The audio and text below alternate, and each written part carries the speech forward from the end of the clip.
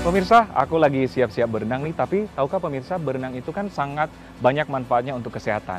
Selain untuk kesehatan jantung, untuk juga mengolah otot-otot dan sirkulasi seluruh tubuh. Tapi yang perlu kita perhatikan, apa sih yang perlu kita lakukan sebelum melakukan kegiatan berenang, dan apa saja manfaatnya untuk kesehatan secara menyeluruh. Simak bincang sehat saya, Dr. Ekles, bersama Dr. Sofia Haye, spesialis kedokteran olahraga.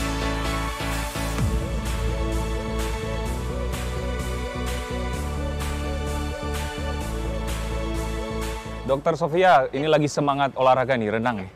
Renang kan olahraga sejuta umat nih. Saya juga salah satu yang penggemar renang. Udah jago banget nih Dokter Ekles. Ini udah siap semua nih.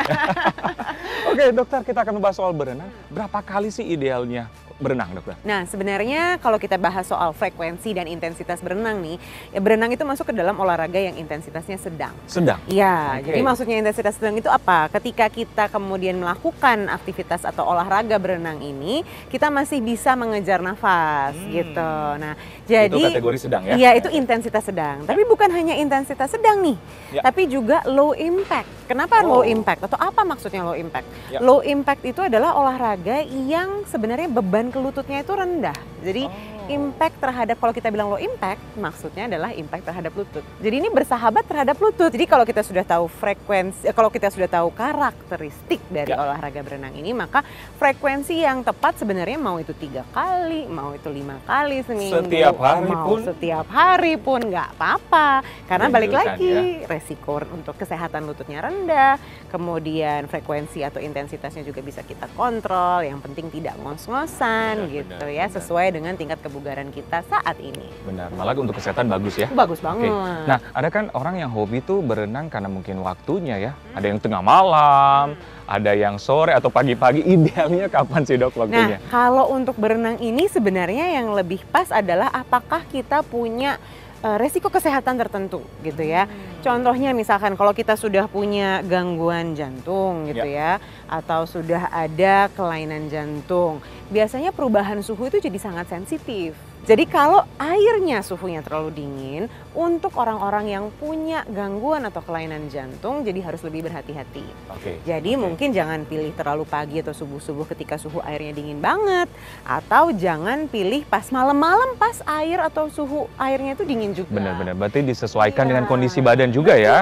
Tapi kalau dia tidak punya kelainan jantung atau gangguan jantung, sehat-sehat aja, bugar-bugar aja, mau pagi, mau siang, mau sore, mau malam, silahkan. Kegiatan apa sih yang perlu dilakukan sebelum berenang? Atau apa yang perlu dilakukan? Iya, orang tuh suka lupa bahwa ini berenang itu sama seperti olahraga yang lain, tetap butuh pemanasan dan stretching, ya kan? Biasanya mereka langsung nyebur aja, terus abis itu kram, ya kan? Abis itu bukan cuma ototnya yang kram, abis itu perutnya juga ikut kram. Nah, jadi kita harus memastikan bahwa ketika kita berenang, perut kita dalam keadaan kosong, itu satu.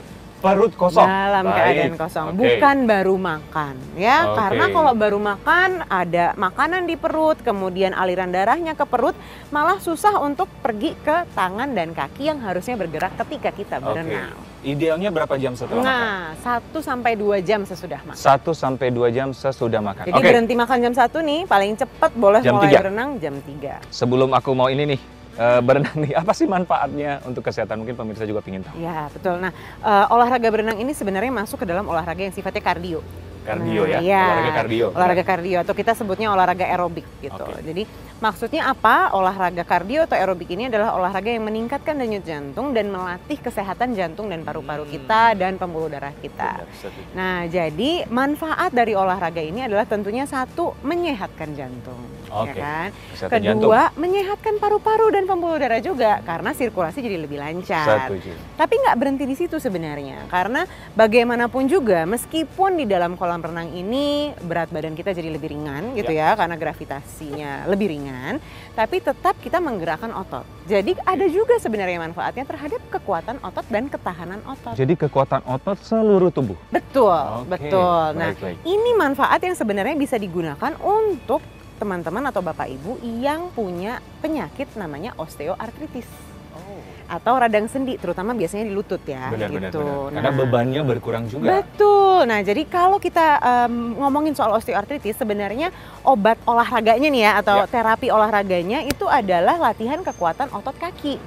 Tapi kalau kita mau melatih kekuatan otot kaki di darat gitu ya, itu yang jadi masalah adalah berat badan orang tersebut bisa terlalu tinggi untuk lututnya, malah jadi memicu sakit lututnya. Nah, jadi makanya di kolam renang, latihan kekuatan otot itu bagus untuk orang-orang osteoartritis karena ototnya dilatih tapi tidak membebani atau lebih ringan bebannya terhadap si lutut orang tersebut. Tadi kan ngomong-ngomong penyakit yang dianjurkan malah dengan kegiatan olahraga berenang.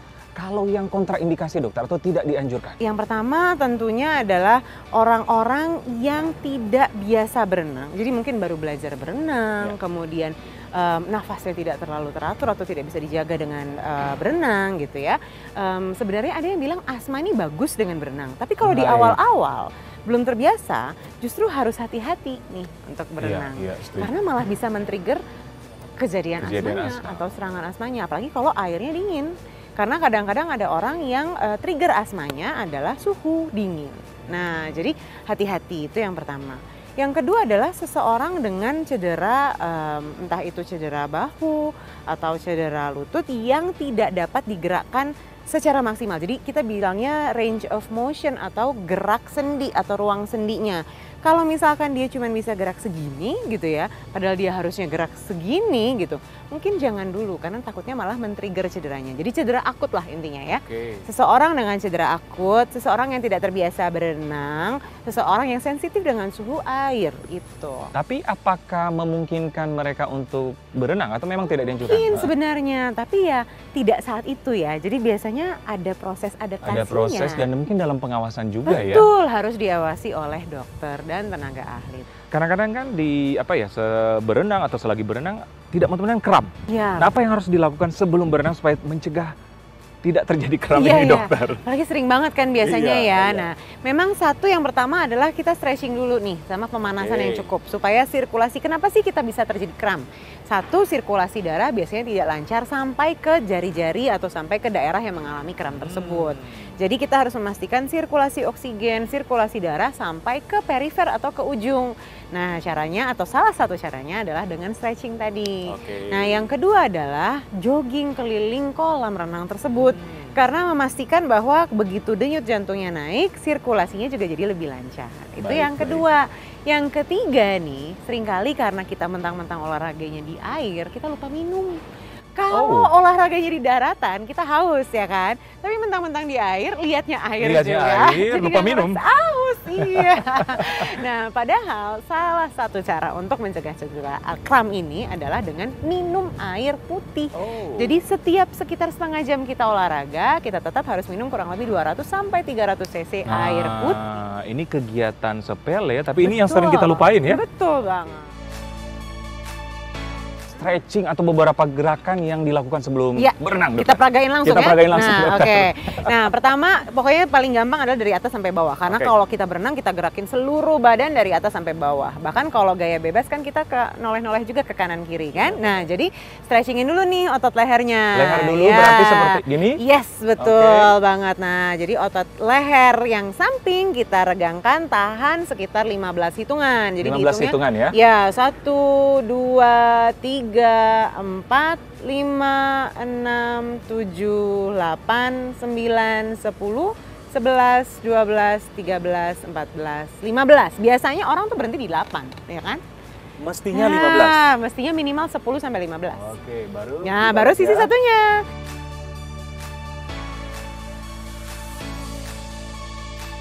Setelah itu? Ke bawah. Mundur. Yes. Ditahan boleh sama tangannya, yes, betul, supaya otot leher bagian belakang juga teregang dengan baik.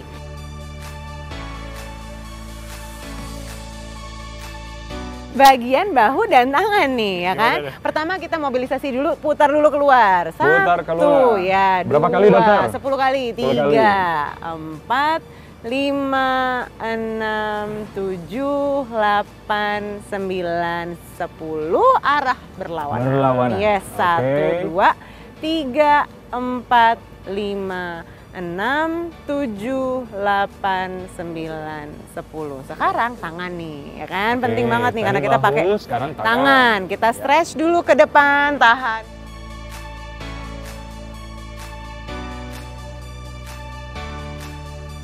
Sekarang kita stretch tricepsnya nih, jadi tarik ke sini. Nah, otot yang di sini nih. Nah.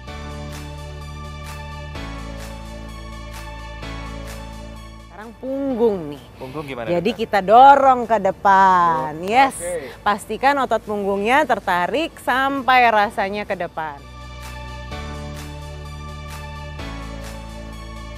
Sekarang kakinya. Oke, tadi punggung. Punggung ini ya? Iya, tadi punggung ya kan. Nah, sekarang kaki kita angkat ke depan. 1. Yes. Nah, kalau misalkan teman-teman atau bapak ibu sudah mulai tidak gampang menjaga keseimbangan, bisa sambil pegangan ya sama kursi. Oke, anggaplah ini udah 10 ya. Tadi kayaknya aku ngomong udah 10 detik loh. Yuk, yang satunya lagi. Yes, kaki yang sama ditarik ke belakang. Ini untuk stretch bagian depan paha. Jadi harus terasa seperti tertarik nih otot quadricepsnya. Oke. Terus samping. Ke samping, betul. Ini untuk menarik otot paha bagian dalam. Sama, tahan juga 10 hitungan. Kemudian ganti kaki satunya. Ganti ke belakang. 1. Selesai. Bentar, siap nyebur ya.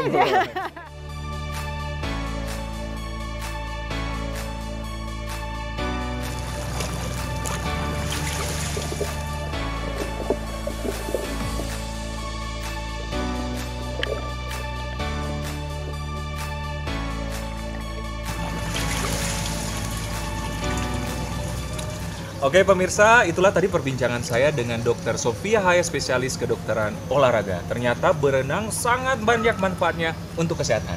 Saya Dr. Eklas untuk Hidup Sehat Plus.